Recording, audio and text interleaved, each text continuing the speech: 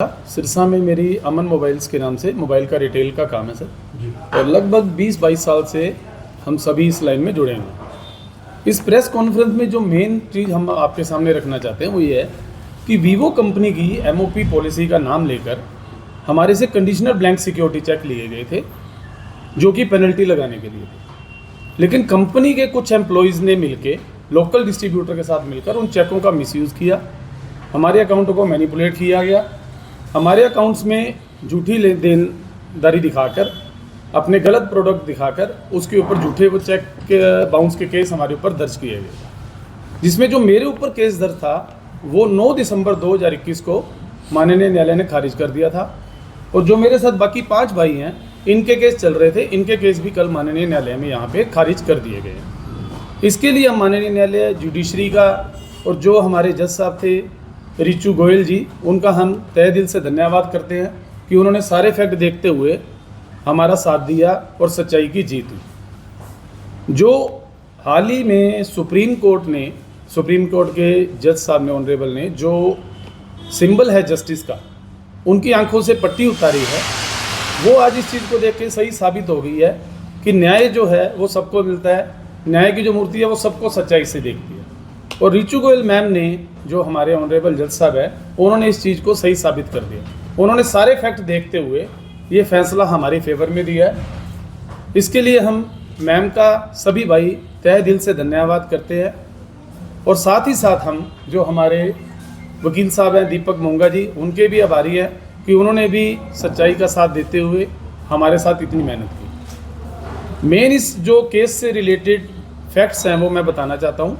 वो ये है कि हम डीलर्स के साथ वीवो कंपनी ने क्लाइडिंग के रिलेटेड एग्रीमेंट्स किए थे, जिन एग्रीमेंट्स की हमारे पास कॉपी है। इन एग्रीमेंट्स के ऊपर कंपनी के एम्प्लॉयज़ के साइन है, कंपनी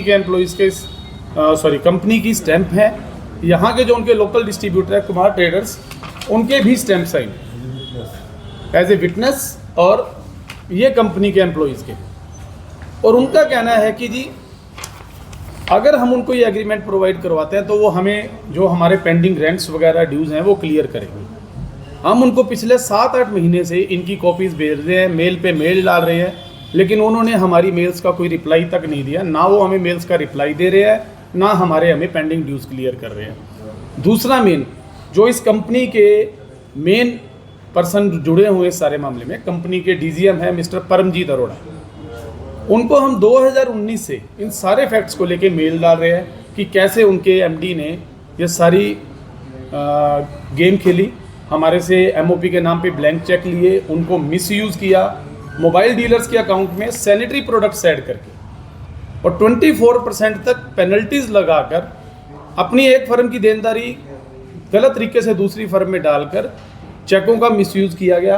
परमजीत अरोड़ा भी शुरू से लेके अभी तक इस मामले में हमें अंधेरे में रखते आ रहे हैं। उनके साथ हमारी मीटिंग हुई व्यापार मंडल के साथ पिछले साल 12 जून को, जिसमें उन्होंने हमें 15-20 दिन के अंदर सारी वर्किंग हमारी पेनल्टीज़ को लेके, क्लाइडिंग रेंट को लेके सारी डिटेल देने का वादा किया था। उसके बाद हमने भी व्यापार मंडल में भी उनको मेल्स डाली, लेकिन किसी की तरफ से हमें अभी तक न्याय नहीं मिला। ये कंपनी का एक स्टेटमेंट है जो यहाँ के लोकल डिस्ट्रीब्यूटर कुमार ट्रेडर्स की है। इसमें क्लियरली नज़र आ रहा है कि कंपनी ने MOP के नाम पर पेनल्टीज़ लगाई थी। इसमें डेबिट भी की गई हैं, क्रेडिट भी की गई हैं।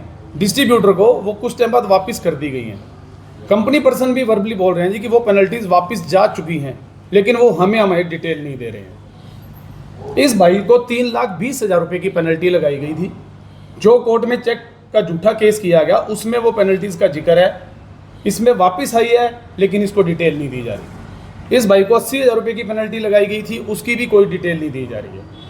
परमजीत अरोड़ा इस मामले में मेन मास्टरमाइंड है, वो बिल्कुल बीच में इन्वॉल्व है, उसकी शय के ऊपर ही ये सारा काम हुआ है। हमने उसको बोला कि हमारे को सारी डिटेल प्रोवाइड करवाई जाए।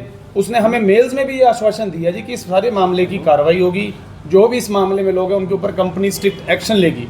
अब हम कंपनी से भी डिमांड करते हैं कि कंपनी की पॉलिसी का मिसयूज़ हुआ है। इस पॉलिसी के मिसयूज़ करने में चाहे वो कंपनी से जुड़ा हुआ कोई भी आदमी है, चाहे वो डिस्ट्रीब्यूटर है, चाहे वो कंपनी का DGM है या कोई भी एम्प्लॉई है, उसके ऊपर कंपनी अपने नॉर्म्स के अकॉर्डिंग लीगल एक्शन ली। प्लस जो भी हमारे क्लाइडिंग के रेंट हैं, हम एग्रीमेंट देने को तैयार हैं। सारे एग्रीमेंट हमारे पास पड़े हैं, सिर्फ सिरसा के ही नहीं, पूरे हरियाणा के एग्रीमेंट्स मेरे पास है। किसी भी रिटेलर भाई जो हरियाणा का है, उसको एग्रीमेंट चाहिए, वो मेरे को कॉन्टैक्ट करके ले सकता है।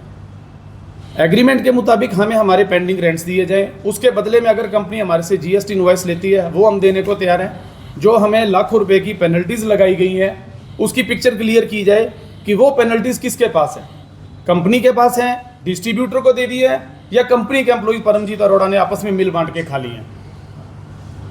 साथ ही साथ जो कंपनी के किसी भी पर्सन ने, चाहे वो डिस्ट्रीब्यूटर है या और है, जिन्होंने भी इस पॉलिसी का मिसयूज किया है, उसके ऊपर वो कंपनी अपने लॉ के अकॉर्डिंग लीगल कार्रवाई करे। कुछ टाइम पहले कंपनी का एक पर्सन सुनील मोगा ने प्रेस कॉन्फ्रेंस भी की थी, उसमें उस आदमी ने बोला जी कि जिस पॉलिसी के मिसयूज की हम अपनी प्रेस कॉन्फ्रेंस में हमने बात की है, वो पॉलिसी उनकी है ही नहीं। अगर उनकी पॉलिसी नहीं है तो उन्होंने अपने डिस्ट्रीब्यूटर को ये इन्फिल्ट्रेशन पेनल्टी किस चीज़ की लगा रखी है, लाखों रुपए में। साफ है कि कंपनी के लोग खुद झूठ बोल रहे हैं। उन्होंने खुद इस पॉलिसी को बनाया, खुद पॉलिसी को मिसयूज किया और खुद ही उसी पॉलिसी का पैसा मिल बांट के करेगा। अभी भी वीवो के कुछ जो हाई अथॉरिटीज़ हैं वो ऑलरेडी ईडी की इंक्वायरी के अंदर है। हम इसमें ये भी डिमांड करते हैं कि जो परमजीत अरोड़ा है और बाकी सभी लोगों की भी ईडी के थ्रू या बाकी डिपार्टमेंट्स के थ्रू कार्रवाई की जाए। हम अब सब लोग मिलके आगे उनके ऊपर जो लीगल या और जो भी हमारी कार्रवाई बनती है उस पर विचार करेंगे हमारे वकील साहब से मिलके। और साथ ही साथ हम अब सीएम साहब से मिलके, डीसी साहब से, एसपी साहब से मिलके जो भी इस लोग में शामिल है उनके खिलाफ हाई लेवल की इंक्वायरी की डिमांड करने जाए।